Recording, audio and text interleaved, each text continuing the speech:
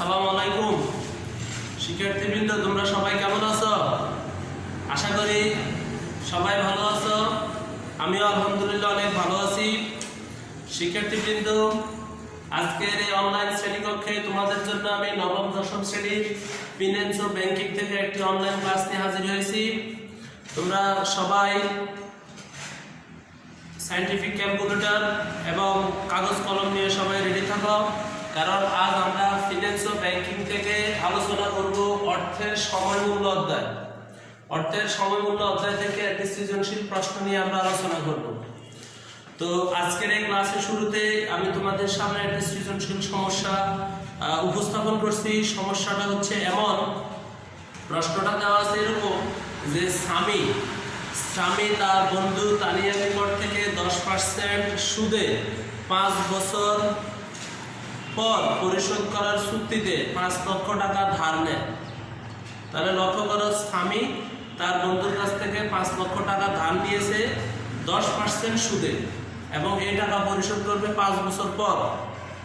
যেহেতু তারা বন্ধু, তাই এই ক্ষেত্রে সরল সুদ ধার্য করা হবে। তাহলে দেখো শিক্ষার্থীবৃন্দ, এখানে ধার্য করা হবে কি সুদ? সরল সুদ। সরল সুদ ধার্য করা হবে। তানিয়া তার বন্ধুকে এ সুদের ভিত্তিতে ধার দেওয়াকে সুযোগ হিসেবে ধরে নেয়।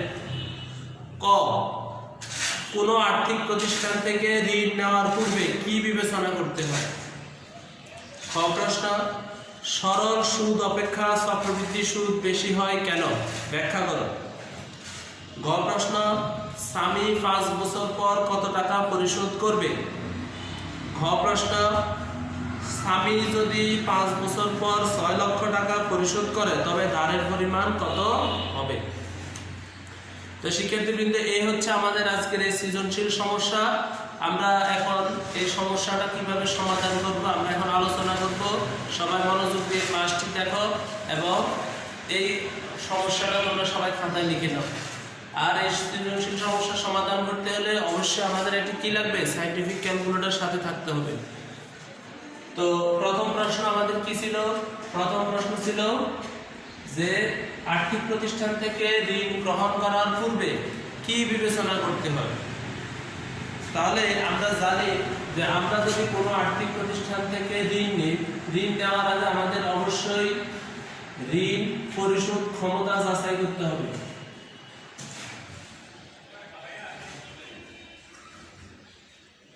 তোমরা এরকম প্রশ্ন পেলে শুধু এক কথায় উত্তরটুকু লিখে দিলেই হবে, আর কোনো কিছু করা লাগবে না। উত্তর হবে ঋণ পরিশোধ ক্ষমতা।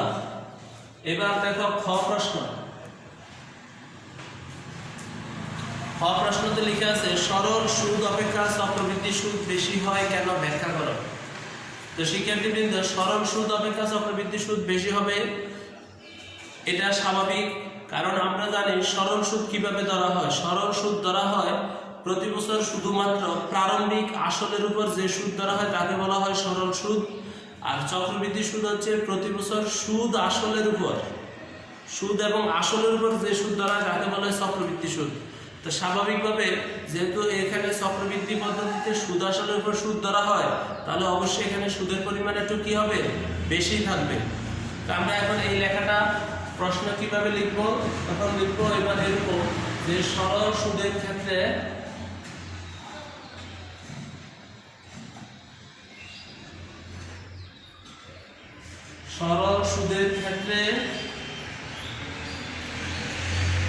প্রতি বছর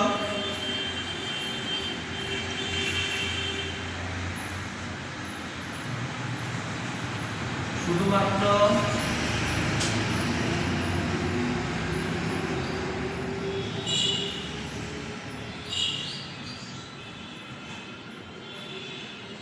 প্রারম্ভিক, সরল সুদের ক্ষেত্রে প্রতি বছর শুধুমাত্র প্রারম্ভিক আসলের উপর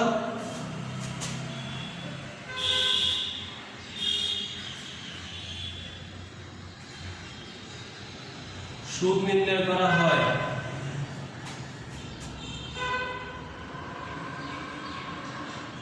কিন্তু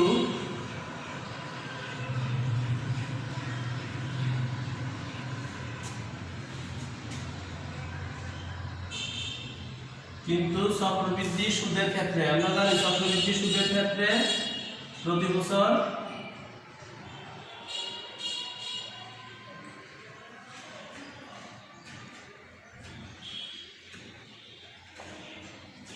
প্রতি বছর সুদ আসলের পর সুদ নির্ণয় করা হয়।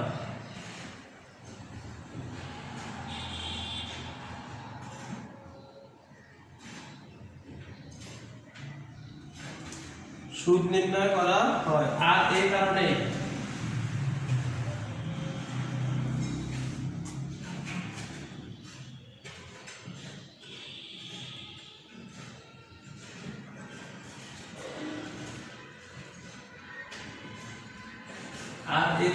সরল সুদ অপেক্ষা কি হবে, চক্রবৃদ্ধি সুদ বেশি হবে।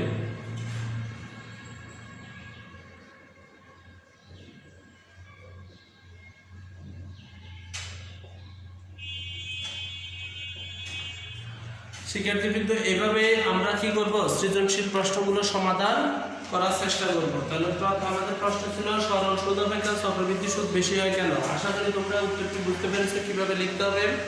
এখন আমরা 3 নং প্রশ্ন ঘ প্রশ্নের উত্তর দেব। প্রশ্নটি ছিল এমন যে স্বামী 5 বছর পর কত টাকা পরিশোধ করবে। তাহলে স্বামী 5 বছর পর কত টাকা পরিশোধ করবে এটা লিখতে হলে আগে আমাদের কি করতে হবে, অর্থের 5 বছর পর কত টাকা পরিশোধ করবে। যেহেতু 5 বছর পরের কথা বলা আছে, তাহলে বুঝতে হবে আমাদের এখানে অর্থের ভবিষ্যৎ মূল্য নির্ণয় করতে হবে। তো ভবিষ্যৎ মূল্য নির্ণয় করতে হলে প্রথমে আমাদেরকে তথ্যগুলো লিখতে হবে। আমরা জানি এখানে ঋণ নিয়েছে, স্বামী কি করেছে, ঋণ নিয়েছে। কত টাকা ঋণ নিয়েছে, 5 লক্ষ টাকা। তখন আমরা লিখবো এখানে ঋণের পরিমাণ,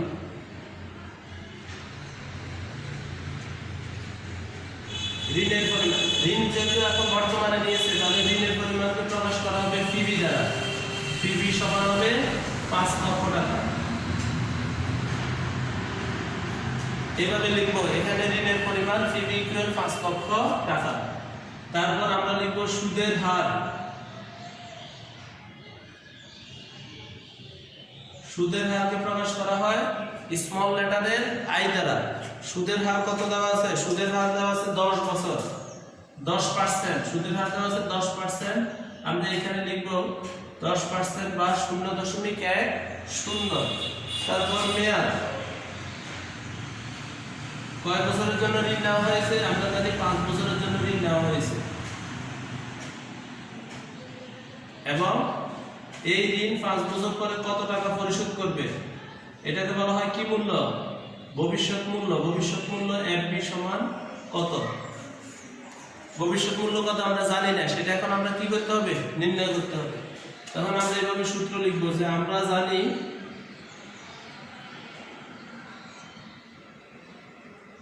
FB equal PB whole into 1 যোগ I whole to the power n। এটা হচ্ছে আমাদের ভবিষ্যৎ মূল্য নির্ণয়ের সূত্র। তো PB এর পরিমাণ আমরা জানি, PB কত টাকা, PB হচ্ছে 5 লক্ষ টাকা। 1 যোগ I হচ্ছে 0.10, n হচ্ছে পাওয়ার কত, 5। এবার তোমাদের সবাইকে আমি ক্লাসের শুরুতে বলেছিলাম যে আমাদের একটি সায়েন্টিফিক ক্যালকুলেটর লাগবে। এখন আমরা ক্যালকুলেটরে এখানে এই যে PB ফ্যাক্টর আছে, এটা এখন বের করব। ফ্যাক্টর বের করার নিয়ম কি, প্রথমে আমরা এই ক্যালকুলেটর ব্র্যাকেটের ভিতরে এখানে যেটা আছে আমরা লিখব 1 যোগ 0.10, তারপর পাওয়ার হচ্ছে কত, 5। পাওয়ার 5 আসলে যেটা আসবে এই রেজাল্টের সাথে আমরা গুণ করব হচ্ছে 5 লক্ষ। গুণ করলে আমাদের ফলাফল আসছে কত, 9 লক্ষ। 9,05,255 টাকা। তাহলে স্বামী তার বন্ধুর কাছ থেকে ঋণ নিল কত টাকা, 5 লক্ষ টাকা। 5 বছর পরে সে তার বন্ধু তানিয়াকে কত টাকা শোধ করবে, 9,05,255 টাকা পরিশোধ করবে। তখন আমরা এই প্রশ্নের সাথে মিল রেখে এখানে লিখব যে স্বামী 5 বছর পর 9,05,255 টাকা পরিশোধ করবে।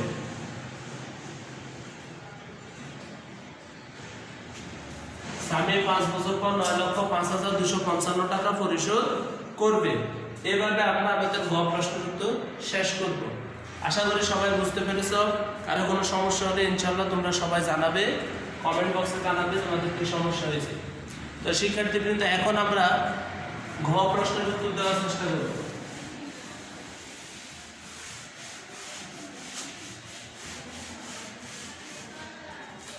দেখো আমাদের ঘ প্রশ্নটি কি আছে, যে স্বামী যদি 5 বছর পর 6 লক্ষ টাকা পরিশোধ করে তবে ধারের পরিমাণ কত হবে। অর্থাৎ 5 বছর পর স্বামী তার বন্ধুকে 6 লক্ষ টাকা পরিশোধ করবে 5 বছর পর, তাহলে এটা হচ্ছে এফবি মানে ফিউচার ভ্যালু। তাহলে ফিউচার ভ্যালু নির্ণয় করতে হলে আমাদের ফিউচার ভ্যালু দেওয়া আছে 6 লক্ষ টাকা, তাহলে আমাদের নির্ণয় করতে হবে কত টাকা, প্রেজেন্ট ভ্যালু কত টাকা, প্রেজেন্ট ভ্যালু নির্ণয় করতে হবে। তাহলে আমরা এটা কিভাবে করব, এটা এখন লিখতে হবে এরকম যে এখানে 6 লক্ষ টাকা হচ্ছে এফডি, তাহলে আমরা লিখব এখানে এফডি ইকুয়াল 6 লাখ। এরপর আমরা লিখব আই, মুনাফার হার হচ্ছে কত পার্সেন্ট, 10% বা 0.10। মেয়াদ হচ্ছে কয় বছর, মেয়াদ হচ্ছে 5 বছর, তাহলে n সমান হবে 5। পিবি সমান কত, প্রেজেন্ট ভ্যালু বের করব। তাহলে পিবি সূত্র আমরা জানি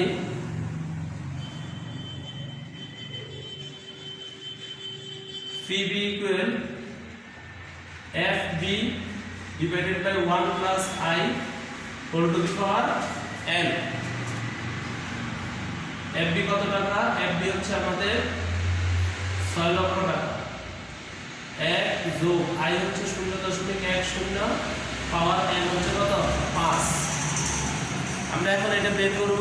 আবার আমাদের কি লাগবে, সায়েন্টিফিক ক্যালকুলেটর ব্যবহার করতে হবে। আচ্ছা, আমরা এই দিক থেকে 2 লাইন মুছে দিলাম।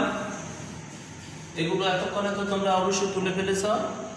তো এই 6 লক্ষ টাকা এখন আমরা কি করব, আমরা প্রথমে আবার আগের মতো এফবি, এখন এফবি ফ্যাক্টর বের করব। এফবি ফ্যাক্টর বের করব 1 প্লাস 0.10 পাওয়ার 5, 1.10 পাওয়ার 5। এখন যে রেজাল্ট আসছে এই এফবি ফ্যাক্টর দ্বারা 6 লাখ টাকা দিয়ে ভাগ করব। 6 লাখ টাকা আমরা যখন এফবি ফ্যাক্টর দ্বারা ভাগ করব, ভাগ করলে আমাদের ফলাফল আসছে 3,72,557 টাকা 79 পয়সা। একদম সহজ। তার মানে মিস্টার স্বামী যদি 5 বছর পর তার বন্ধু তানিয়াকে 6 লাখ টাকা পরিশোধ করতে চায়, তাহলে তাকে এখন ঋণ নিতে হবে কত টাকা, 3,72,557 টাকা। তাহলে এখন দেখো আমাদের প্রশ্নে যেভাবে লেখা আছে আমরা তখন এইভাবে লিখে দিব যে সুতরাং স্বামী যদি 5 বছর পর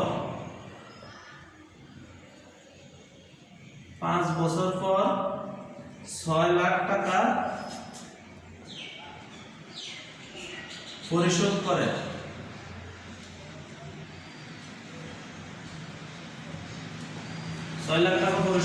তবে ধারের পরিমাণ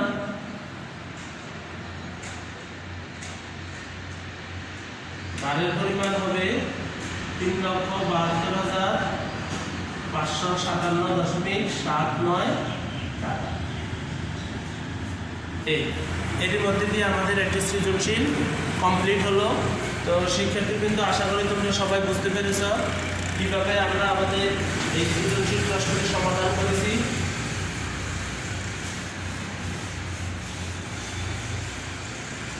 তো তোমরা সবাই এই অঙ্কটি তোমরা সবাই খাতায় লিখে নাও এবং নিজেরা বাসায় বসে আরেকটি অঙ্ক প্র্যাকটিস করবে এবং আমি তোমাদের জন্য আরেকটি ক্লাস নিয়ে হাজির হব ইনশাআল্লাহ।